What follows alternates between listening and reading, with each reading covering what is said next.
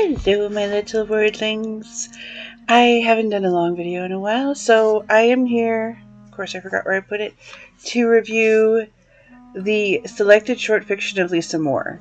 Now, I think short fiction gets a bad rap sometimes, and I don't know if that's actually from readers, because I've never heard a reader say, short stories just aren't for me. But I do think you get it from the publishing company. I remember going to a seminar once, and I think it was a guy from Penguin who was saying that if you write short stories, you're never going to get a book published because nobody publishes short stories. They're just not money makers. Can you believe it? Squishing dreams like that. But because we now have a lot of very easy self-publishing options, get out there. People like short fiction. It's easier to read in a lot of circumstances. Except for this one. Now, she is a very good writer. She has won multiple awards. You can see the talent. But the style of writing is just not for me. It's very literary. For me, I need to be more inside characters' heads. She displays it more as with their actions, which some people love, but it's not for me. So I had given it 3.5 stars because I can't fault the writing. The writing is fantastic. It's just not a book for me, but it might be a book for you. So go out and try to read it. I shouldn't have said it like that. Go out and try to read it. That sounds so rude. No, just I think there are better short stories books out there, but I did find a lot of quotes that I love from it, and if these quotes are the style of writing that you like, then it's a good highlight of the book, and then you can go and read it. So let's get to it. She read the date, but she was standing on tiptoe at the time, feeling around with one hand in the wooden salad bowl on top of the fridge for bananas, one with a withered stem and mottled and leathery skin and a slit in the peel where the moisture had risen up from the softly rotting fruit and had hardened near the slit, causing the edges to pucker and blacken, and parts of the fruit were bruised, and the end of the banana had liquefied and squelched out when she peeled the skin down, and a little cloud of drunken fruit flies circled and settled elsewhere. That was a mouthful. I added that one specifically because it was a very good representation of her writing, and she will use run-on sentences. And I know, depending on your age, you were told at some point in time, never use a run-on sentence, and they're awful.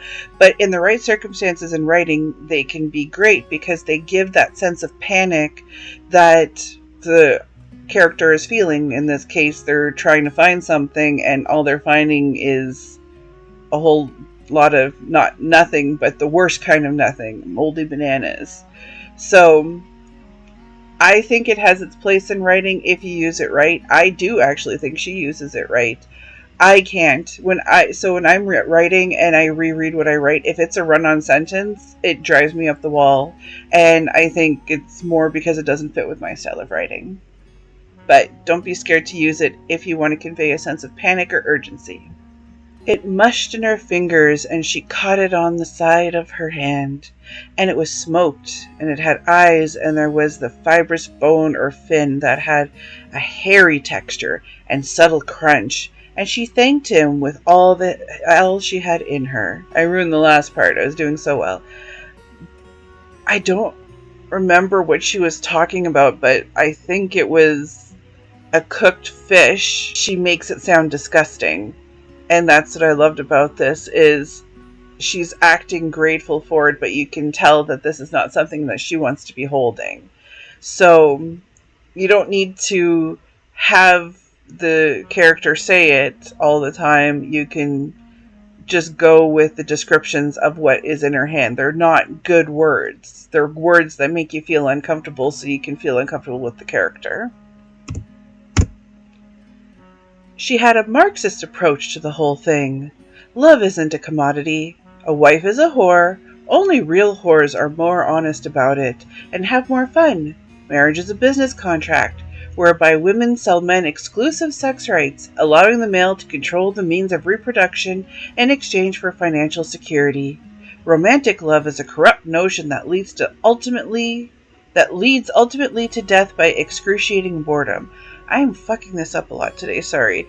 I put this in here because I just thought it was so funny. Romantic love is a corrupt notion that leads ultimately to death by excruciating boredom. That tells you all you need to know about this character, and it was just such a it's a very serious story, and most of the book is quite serious, but to have something like this kind of jars you a little bit, and whether or not you think it fits in with the story is up to you, but I thought it was really funny. One day I left a pencil behind and she gouged it into her arm, ripping open the vein. I don't think people use the word ripping often enough, especially in context when it comes to the human body. There's a raw sensation to it that allows you to feel what is happening. So the word gouged is good, but for me, it's the word ripping that brings it all together. And I obsess over word choice sometimes, maybe not as much as I should, because I want to evoke, I think all writers want to invoke these kind of feelings in their readers, and with the right word choice, it's amazing how far you can go with it. I curl around her like a shell around a soft snail. That's just really pretty. It really is. I don't remember if this was supposed to be innocent or not, and I really actually can't tell too much with this, but it came off so pretty to me, even though a snail is, in other contexts, depending on how you're using it, you're easily damaged, you're easily cast aside because you're disgusting or delicious, depending on how you do you. But thought it was a pretty little line. She'll get into a lot of trouble too. Jessica grins at her soup, proud and grim about the trouble her daughter's going to cause. This is one of the few times where you get a small info dump about what's going on in a character's brain. And I get that feeling that you want your kid to listen and you want them to be good, but you want them to have stories too. It's a fine line to walk. The man in a grey fedora, whose car I nearly cream, has a face of pinched putty. At this point in time, we have a different view on what a fedora represents. Here, it almost has that modern take, because he has a grey fedora and his face is of pinched putty. He already looks like a douche in my mind. No offense to people who like fedoras. Maybe a little offense. It just didn't have a very satisfying ending, says Emily. That's my feeling. I wanted it one way or the other. Isn't that what you ask of a play? One way or the other? If I'd wanted shiftless ambiguity, I could have stayed home.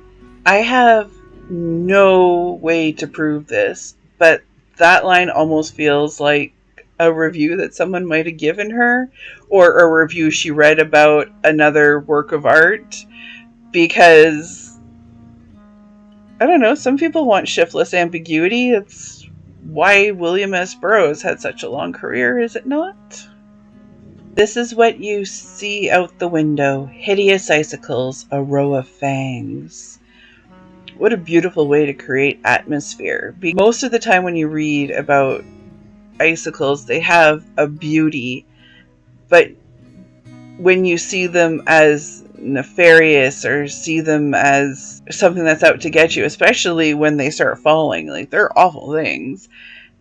A row of fangs that you're not safe even going outside your own home. This is a beautiful image. She firmly reminds herself, you can't be sexy and maudlin at the same time. And anyone who's a fan of Elvira knows that this is fake, but it was a great line. How had she gotten so drunk? She'd only been drinking. I'm still laughing. Oh god, I'm still laughing at this one. It's the perfect drunk line. It's like, I'm not that drunk. No one's ever that drunk when they're drunk. That's the only time you're not that drunk, is when you're drunk. Otherwise, you know better. So there you get a little bit of a sense of her writing, and She does have a good sense of humor. You can't get away from that. And it's a bit of a stereotype. She's from Newfoundland, but most people from Newfoundland have a pretty good sense of humor. So now I'm going to get into some new words that I discovered. Maybe you already know these words. I didn't, or I didn't remember the definition of them, so let's go through them. Aureole, a radiant light around a head or body. So I guess this is maybe the same root word that aura comes from. Aurora borealis, maybe. All these ideas of light. And this is the sentence it comes from. They made love on the grass, watching out for broken beer bottles, aureole of amber glitter around their bodies. And again, this is just another great line. It could have, if I knew the word aureole, it would have went in the regular quotes, because the romantic conquests of your early 20s and late teens. Gestalt, an organized whole that is perceived as more than the sum of its parts. Psychological. Now, what's funny is I actually took psychology. I learned Gestalt therapy. I've heard of people say the word Gestalt a lot, but I always kind of put it in context with what I was reading, but never knew the exact definition. So, an organized whole that is perceived as more than the sum of its parts. He learned to speak English in a place called Pure Springs, a self-awareness camp with hot springs where they practiced Gestalt and taught hyperventilation to relax. So I guess they learned that the world is more than the individual. Syncopated, characterized by displaced beats or accents so that the strong beats are weak and vice versa. And here's the sentence. He was watching television with a remote, the empty walls reflecting a syncopated beating, like butterfly wings. So, like, that's what I'm picturing anyway. I hope that wasn't too weird, because my dog looked at me like I embarrassed her. Sandinista, Christian Socialist political party in Nicaragua. Just learned something new there. They wore acid-wash jeans and t-shirts that said, "Arms are for hugging, Viva la Sandinista," and feminist? You bet! I need to learn more about the Sandinista. If it fits into these other quote-unquote hippie things, then it'd be interesting to learn about. Aplomb. Self-confidence or assurance, especially when in a demanding situation. Now, I'm going to assume it's aplomb, but because of my French, I say it aplomb, and I don't know how to get away from my voice and mouth and tongue doing those sounds. She smiles, no big deal. She twists an auburn curl around her finger, supremely unruffled. Aplomb. She's showing me how it's done. If I could only have that amount of confidence. Is it still aplomb if you fake it? Louvered shutters. Your arms thrown over your head, warding off the blades of sunlight from swinging louvered shuttles, a fencing match on your naked back. So that's on the outside of my house, so I guess I have louvered.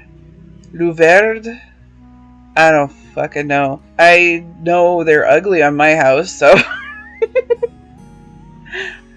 Okay, next one.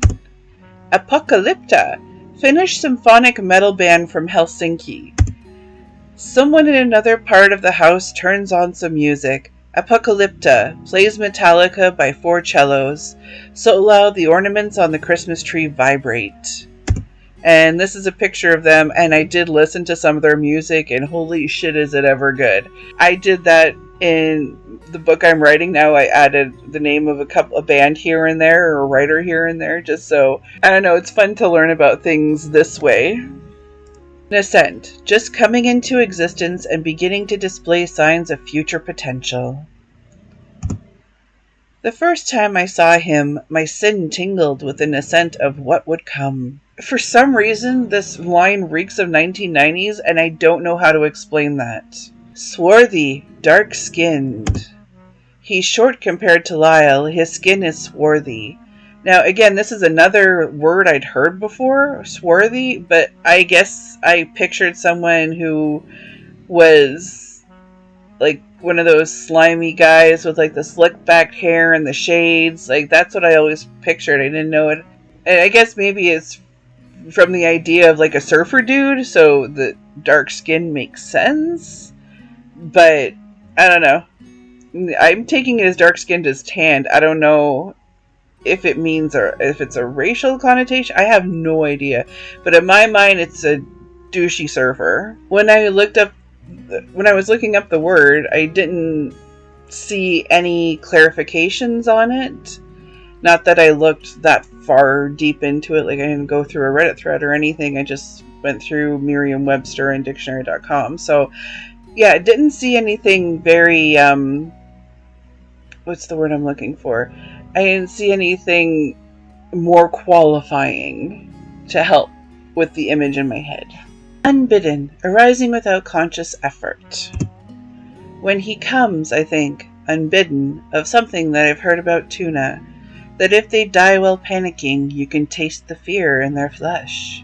Another great line, and unbidden, I need to find a way to use this more, because it's another way, like we say intrusive thoughts a little casually, especially when there's a mental illness usually attached to intrusive thoughts, but I think what we mean are unbidden thoughts. Random, without conscious effort, just, why is this in my head right now? I do not want this here. So we should be using unbidden. Scurrilous, making or spreading scandalous claims about someone with the intention of damaging their reputation. And scurrilous, it makes, like, you know, scurry, and it makes you sound like a little rat.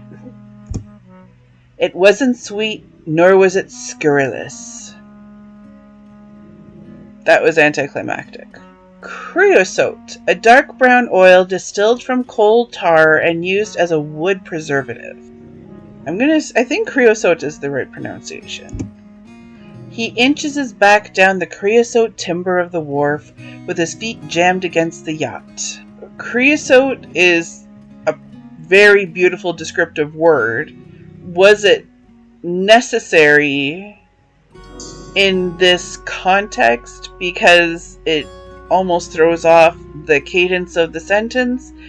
That's my opinion, but that's how I read. If you read differently and you're having the actual images flow through your head like a movie almost, then this is a perfect word that you would need to complete that movie. Sluice, an act of rinsing or showering with water or a sliding gate controlling the flow of water. Sluice? Sluice? I'm going to say sluice. There was a sluice of yellow leaves in the center of Cathedral Street. So talking about them as cascading water, I like that. I think this was well done. Oh, and see, I left this one up here so I could take my time trying to pronounce it. Rhododendron. And isn't it a beautiful flower? I don't think I've ever seen any around here, but I live in Northern Ontario. Maybe it's a Newfoundland flower, I don't know. Bethany's garden has the glossy rhododendron. Crenellated, having battlements of a wall or a building. She wants the crenellated density, the fierce bunchiness, the dank green of Brussels sprout.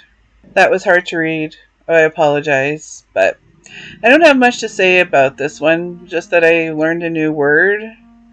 But for me, it's not helping with the imagery, but I think, again, for other people it would.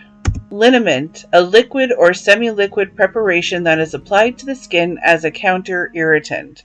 So, I'm assuming like polysporin? Rank gym feet, the iron smell of clanking weights, chlorine, boiling hot dogs from the hot air vent, the tangy liniment. Yeah, that makes sense. Trawled, drag or trail something through the water or sift through as part of a search.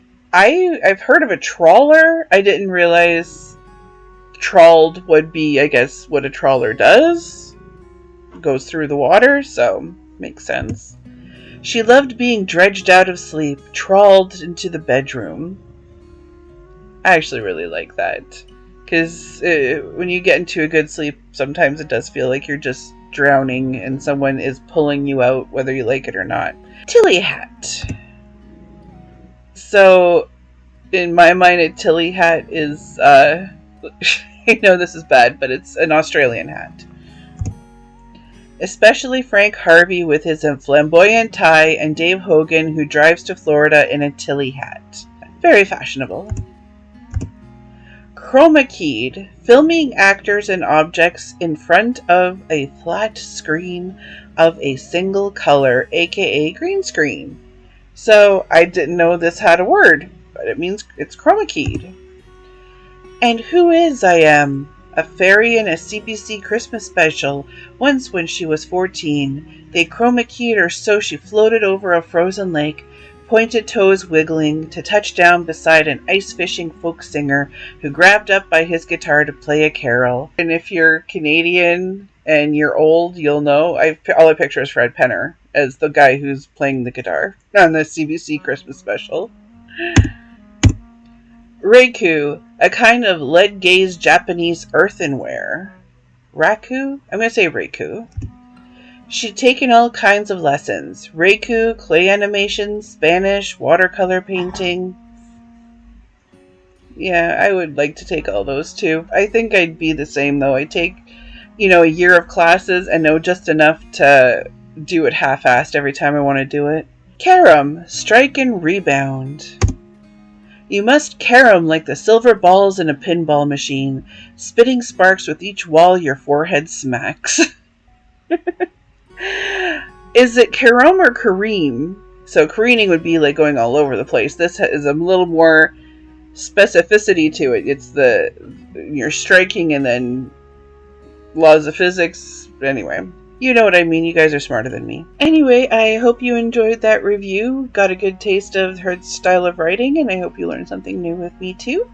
So I will say goodbye. I hope you have a good brain day, and I will talk to you later. Bye-bye.